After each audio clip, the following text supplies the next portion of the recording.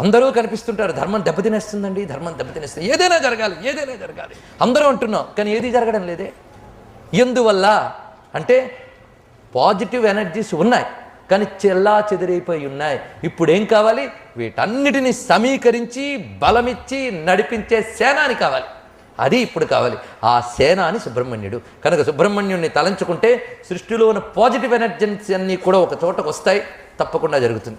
ఇది సమాజానికి కావలసిన ఉపకారం. మనకు ఉపకారం ఏంటంటే మనలోని చాలా పాజిటివ్ థాట్స్ ఉన్నాయి. అలాగే మన ఇంద్రియములన్నీ దేవతాశక్తులే.